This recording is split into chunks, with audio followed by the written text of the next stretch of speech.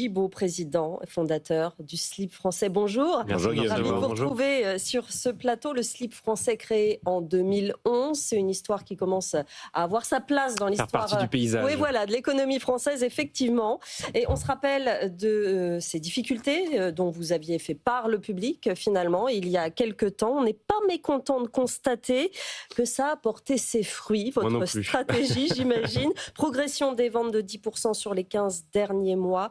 Ça y est, ça paye finalement, cette stratégie que vous avez appliquée. Oui, à la fois le courage de se dire ça marche plus, ce qui n'est pas facile quand on est chef d'entreprise, et puis le courage de tout changer, de travailler beaucoup, de se remettre en question, de regarder lucidement le marché, de se dire que peut-être après le Covid, il y avait un monde d'après qu'on voulait tous, fabrication française, achat durable, engagé, et puis finalement en fait c'est le monde d'avant qui revient très vite, un contexte économique très défavorable, et puis nous, arriver à un certain aussi levier de taille de chiffre d'affaires, 20 millions d'euros de chiffre d'affaires. Continuer à vendre un produit à 40 euros le sous-vêtement, c'est très cher. Quand on est 3 fois plus cher que Calvin Klein, par exemple, c'est plus tenable. Ou en tout cas, on n'arrive plus à maintenir une taille critique. Et donc, se repose la vraie question de fond. Comment on fait un produit de qualité fabriqué entièrement en France? Et finalement, dans les difficultés, revenir à moi, ce pourquoi j'ai créé l'entreprise il y a bientôt 15 ans. Voulez changer le monde, commencer par changer de slip, montrer que c'est possible de fabriquer en France. Et de se dire, en fait, notre produit est trop cher.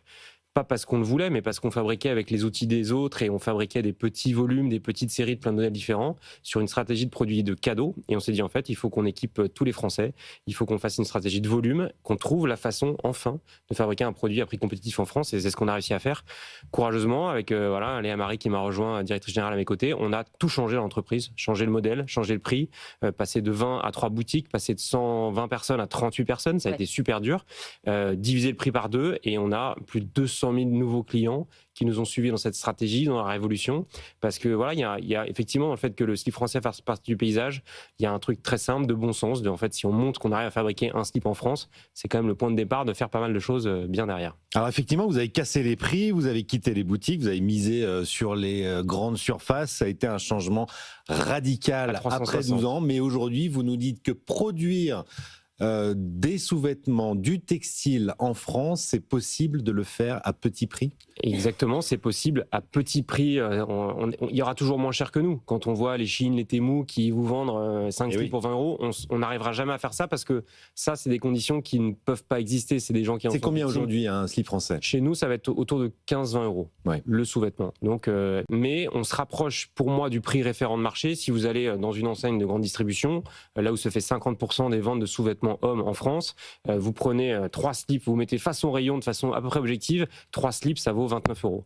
Aujourd'hui, on est nous à 29 euros les deux, donc on est encore 30% plus cher, mais on travaille avec cet effet volume pour innover à l'usine, investir dans le personnel, investir dans les machines automates qui font gagner du temps pour réussir à aller à ce prix-là et dire en fait, mais non, la fabrication française, ça ne coûte pas plus cher. Si on arrive à faire en sorte d'industrialiser, d'être très bon sur tous les métiers, sur tout ce qu'on fait pour être excellent opérationnellement et tordre le cou à cette idée que le Made in France coûte plus cher. On a un SMIC qui est beaucoup plus élevé et tant mieux. C'est le modèle. Il y a quand même des coûts fixes sur les coûts salariaux, sur les charges. Il faut être d'autant plus agile. C'est l'ingéniosité française. Il faut avoir les bonnes machines, les bons automates et c'est pas des gros mots. Il faut faire de l'industrie et peut-être le point de départ. J'aime bien cette idée-là. C'est la bataille morale de se dire en fait on est capable de le faire en France.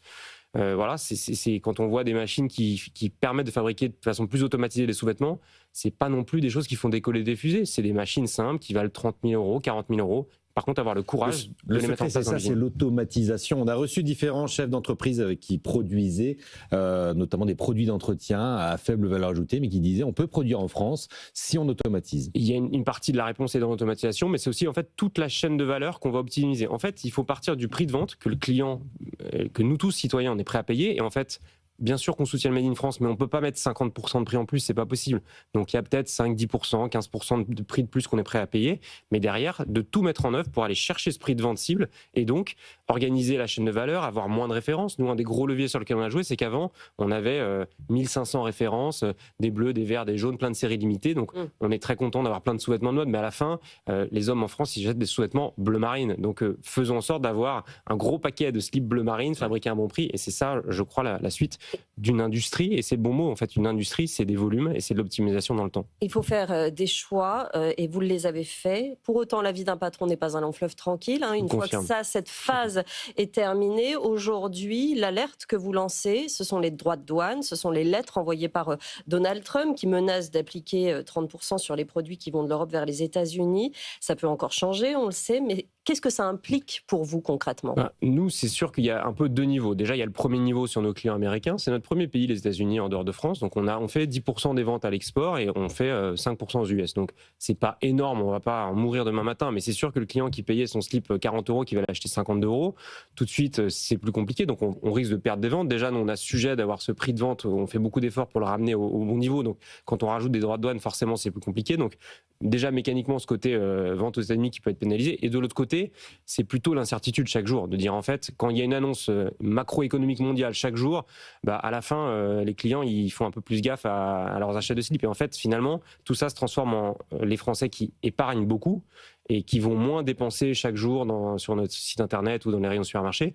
Et finalement, peut-être aussi, ça crée des opportunités parce que finalement, est-ce que dans cette épargne des Français, il n'y a pas aussi le levier pour aller construire des entreprises industrielles robustes en France en se disant, en fait, finalement, nous tous citoyens, est-ce qu'on n'a pas juste envie de soutenir des boîtes qui fabriquent localement, qui créent de l'emploi, qui font moins d'émissions carbone et qui ont besoin de peut-être de moyens pour investir. Et je pense qu'il y a finalement dans toute crise ou toute déformation, il y a des opportunités. Donc nous, on le voit comme ça. En tout cas, à court terme, c'est sûr qu'aujourd'hui, être chef d'entreprise, c'est un sport de contact, quoi. C'est chaque jour, il faut regarder l'actualité. De haut niveau. Voilà, mais bon, on a choisi ce métier-là, mais c'est vrai que voilà, il faut être bien accroché à son slip pour prendre les bonnes décisions chaque jour.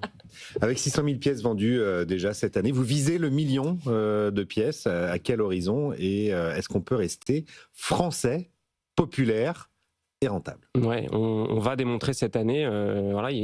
Évidemment, la fin de l'année qui est cruciale pour nous. Noël est un grand moment, donc il faudra que les Français soient malins avec nous dans leur cadeau de fin d'année. Mais oui, on va réussir. C'était compliqué la consommation ces derniers temps. L'incertitude fait que vous avez parlé du taux d'épargne qui n'a jamais été aussi élevé et la consommation est plutôt en merde. Exactement. Donc nous, on réussit à faire un très bon premier semestre et tant mieux. On a 10% de croissance, on a 200 000 nouveaux clients. Dans notre usine, on fabrique 15 000 slips par semaine, donc c'est juste dingo. À Aubervilliers. Exactement, chez Bonne Nouvelle. Donc on est très très heureux de ça et on va continuer. Il faut qu'on arrive à continuer à être agile, à être performant, à trouver l'équilibre entre être drôle et en même temps un vrai produit de qualité vendu sur les bons canaux sur la fin de l'année. On devrait réussir. On avait ce fameux 400 000 de révolution l'année dernière. Cette année, on s'était fixé 1 million et je pense qu'on va plutôt être à 1,2 million, 1,3 million. C'est autant d'emplois en plus, c'est autant de CO2 qu'on arrive à ne pas émettre en fabriquant en France. Donc il y a vraiment un modèle pour montrer que c'est pérenne, le Made in France, que c'est rentable, que ça fait des boîtes qui génèrent du résultat net, du cash, et on entend bien démontrer ça. Et au bout de 15 ans, si le slip français est le symbole dans un produit du quotidien, le slip, c'est ce qu'on met tous les matins. Moi, ce que j'aime, c'est que nos clients, ils nous disent qu'ils sont fiers de le porter. Et je crois que si on arrive collectivement à montrer que le slip français, c'est une boîte dont on peut être fier, qui est rentable et qui montre que c'est possible de fabriquer en France, à commencer par le slip, on aura fait un bon bout du chemin. Vous l'avez dit tout à l'heure, vous avez réduit vos effectifs de 120 à 38 salariés. Est-ce que vous avez dû réembaucher ? Et est-ce que cette expérience globale ces 2 dernières années a fait de vous un patron finalement qui prend moins de risques ? Non, au contraire, je dirais que je suis prêt à prendre plus de risques aujourd'hui. Ce qu'on apprend quand on traverse des périodes difficiles comme ça, c'est que, évidemment, c'est un succès collectif, c'est un succès d'équipe, aussi bien les équipes en interne que les partenaires à l'extérieur, que je remercie au passage. C'est en fait, ça pousse à être radical, à revenir à ce pourquoi on fait les choses, ce pourquoi votre entreprise existe, et à laisser de côté tous les trucs un peu superflus. Et je crois qu'au contraire, c'est en prenant des risques, en étant audacieux, qu'on réussit. Et l'histoire du slip français le prouve. Moi, quand j'ai démarré, j'étais d'insouciance totale. Je n'avais jamais mis les pieds dans une textile. J'ai dit, vous voulez changer le monde, commencez par changer le slip. On a détourné les slogans présidentiels. On a fait plein de trucs interdits. Et c'est ça que finalement les Français attendent de nous. Et tant mieux. Et je pense que passer par des phases de doute, il y a 18 mois, on ne savait pas comment payer les salaires, au mois de mars 2024. Donc quand on est chef d'entreprise, c'est des vraies difficultés. Mais quand on arrive à les surmonter, ça donne plus de force, plus d'allant et ça encourage à prendre plus de risques.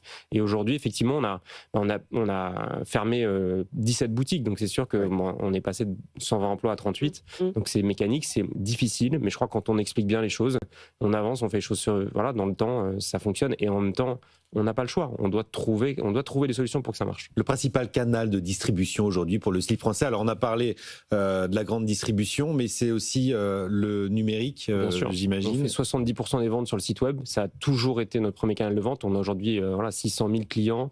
On en a 200 000 nouveaux. C'est énorme, 200 000 nouveaux clients depuis 15 mois. On touche vraiment quelque chose. Effectivement, vous disiez le mot populaire, et moi j'aime bien ce mot-là. C'est vraiment, c'est un exemple. Et moi, ce que j'ai toujours voulu faire, c'est montrer que c'est possible. Et si on arrive à équiper les fesses de tous les Français, quel que soit l'endroit où ils achètent leur slip, on prouvera quelque chose de fort et de collectif. Et oui, le digital est clé parce que c'est l'agilité, c'est la capacité à s'adapter au contexte, à rebondir, à être capable de poster ne vous trompez pas de slip. Voilà, c'est rebondir sur l'actualité de façon pertinente. Toujours par le biais de l'humour, parce que c'est pas facile de fidéliser un client slip sur Internet. Exactement, et l'humour, c'est la raison d'être de notre entreprise, le panache, et un produit de qualité au bon prix, et comptez sur nous pour continuer à surprendre les Français et à incarner très fort cette promesse qui est le point de départ, que c'est possible de fabriquer en France. Merci beaucoup, Guillaume Gibaud, président fondateur du slip français, qui continue à s'accrocher à son slip. Exactement, très fort. Merci beaucoup d'être venu.